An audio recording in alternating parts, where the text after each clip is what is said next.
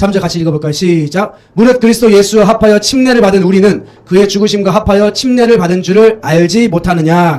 구약에서 침례로 예표되는 큰 두 가지 사건이 있습니다. 첫 번째는 노아의 방주의 사건, 그리고 이스라엘 백성들이 홍해를 건너는 사건이죠. 그렇죠? 여러분 다 아실 거예요.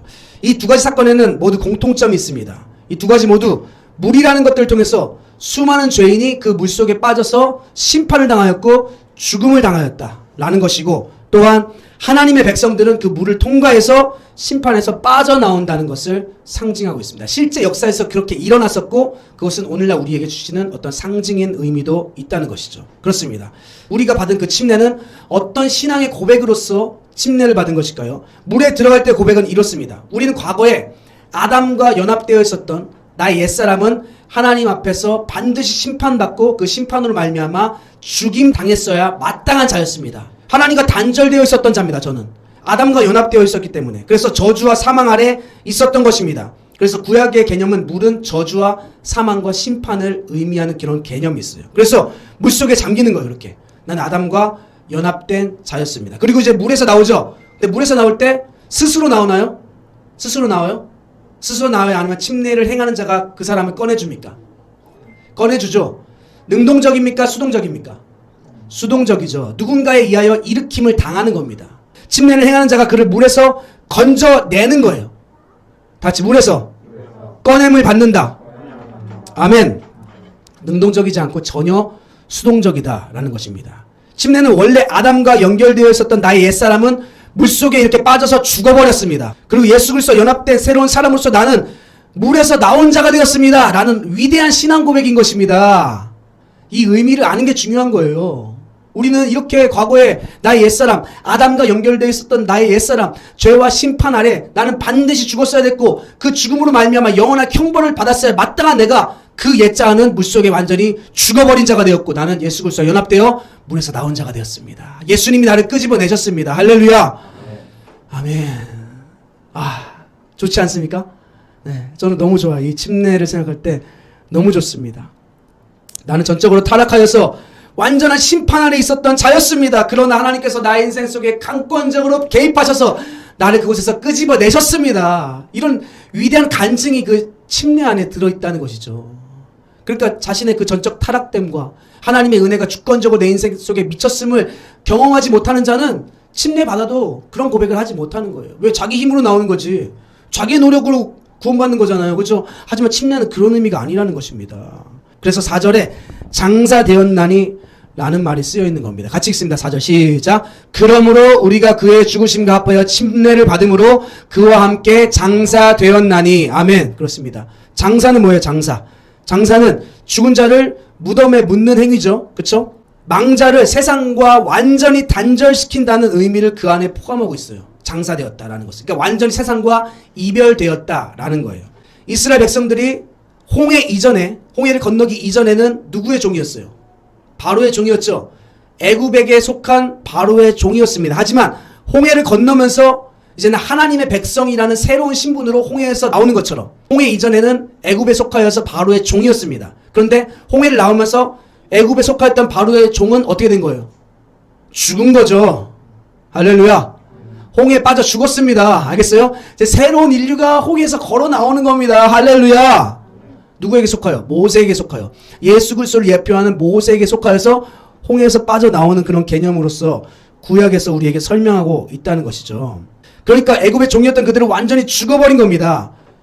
그러니까 애굽의 종된 신분으로 돌아가려면 홍해 다시 가르고 다시 건너가야 된다니까요. 그러니까 그들은 하나님의 백성으로서 광야에서 찌질하게 애굽을 추억할 수는 있지만 애굽의 종된 신분으로 돌아갈 수 있다 없다? 알겠어 이제? 이 복음에서 지금 명확하게 설명하고 있잖아. 그러니까 이제는 장사가 된 거야. 애굽을 추억할 수는 있지만 돌아갈 수 없어. 묻혔어. 땅에 묻어버렸어. 망자가 이제 세상과 완전히 단절되었다는 의미로 땅에 묻는 것처럼 우리 옛사람 이제는 땅에 묻혀버렸단 말이야. 끝났어. 뭐라고? 죄에 대해서는 죽은 자다. 아멘. 이런 의미로서 죄에 대해서 죽었다라는 거예요. 그러니까 지금까지 이런 내용들을 종합해 볼 때 성도가 죄에 대하여 죽었다는 말의 의미는 죄의 영향력, 죄를 사랑하는 것에 대한 그런 죽음을 말하는 게 아니에요. 알겠죠? 우리가 죄를 지금 짓고 있기 때문에 나 죄에 대해서 안 죽은 거 아니야? 나 덜 죽었나 봐. 이렇게 말하는 게 아닙니다. 죄의 영향력과 죄를 사랑하는 것에 대한 죽음의 의미가 아니라 죄인의 신분으로서, 잘 들으십시오, 마땅히 직면해야 될 심판에 대해서 죽었다는 뜻입니다. 할렐루야. 네. 죄에 대한 책임에 대하여 죽었다는 뜻이고, 죄에 대한 심판이 영원한 정죄, 영원한 형벌에 대하여 우리가 죽었다는 의미인 것입니다. 자, 5절에 가서 우리가 분명하게 한번 확인해 보겠습니다. 같이 읽습니다. 시작. 만일 우리가 그의 죽으심과 같은 모양으로 연합한 자가 되었으면 또한 그의 부활과 같은 모양으로 연합한 자도 되리라. 아멘. 네. 여기서 그 유명한 그리스도와의 연합 교리가 나오는 것입니다. 그리스도의 연합. 많이 들어보셨죠? 우리가 받은 침례는 그리스도와 함께 죽었다는 의미입니다. 우리 그리스도와 함께 죽었다는 의미. 그것은 내가 뭔가를 했다는 의미가 아니에요. 알겠죠? 하나님께서 우리에게 행하신 그 일을 우리는 기념하는 것입니다. 그리스도 연합이란 말은 교회된 우리가 그리스도께서 십자가에서 죽임당하셨을 때 우리는 함께 그곳에 연합되어서 나도 죽은 자가 되었다라는 의미이며, 또한 그리스도께서 장사되셨죠. 그렇죠? 그때 나도 그리스도와 함께 연합되어서 그곳에 장사되었다라는 의미인 것입니다. 다시 말해서 예수 그리스도와 함께 죽고 예수 그리스도와 함께 묻힌 자가 되었다. 그래서 우리는 죄에 대하여 죽은 자다라는 말을 하는 것이죠. 왜 예수께서 죽임당하시고 왜 예수께서 장사되셨습니까? 그것은 바로 당신이 죄가 있어서 죽임당한 것이 아니라 그는 죄인은 우리의 죄를 넘겨받고 죽임당하셨다는 것이죠. 그분의 죽으심으로 인하여서 죄의 요구는 완전하게 충족되었습니다. 죄가 요구하는 게 뭐예요? 죄값은 사망이라. 완전하신 하나님의 아들의 생명값을 지불함으로 인하여서 죄값은 완전하게 충족되었다는 것입니다. 할렐루야. 그 의미는 죄인의 형벌을 완전하게 지불했다라는 의미입니다. 우리가 그의 죽으심과 장사되심과 연합되었다고 할 때에 우리는 죄의 책임과 죄의 책임으로 말미암아 우리에게 주어지는 영원한 형벌에 대하여서 죽은 자임을 우리는 정말 믿어야 될 것입니다. 하지만 그의 십자가에 죽임당하심과 장사되셨음에만 연합된 것이 아니라 더 놀라운 말씀이 있는데, 성경은 우리가 그의 부활과 연합된 자라고 말하고 있습니다. 그렇습니다. 그의 부활과 우리는 연합된 자다. 너무나 믿기지 않는 말이죠. 그의 부활과 연합되었다. 오늘 우리는 이렇게 죄인으로 버젓이 살아가고 있는데, 이 땅을 딛고 우리가 살아가고 있는데 하나님 우리를 향해서 뭐라고 말씀하신다? 너희는 예수 그리스도의 죽으심과 예수 그리스도의 장사되심에 연합되었을 뿐만 아니라 그의 부활에도 너희는 연합되어 있는 자다. 하나님이 우리를 보시는 시선이 그렇다는 얘기예요. 아시겠습니까? 그렇다면 여러분들도 하나님이 우리를 바라보시는 시선으로 여러분을 바라볼 수 있어야 된다라는 것입니다. 할렐루야.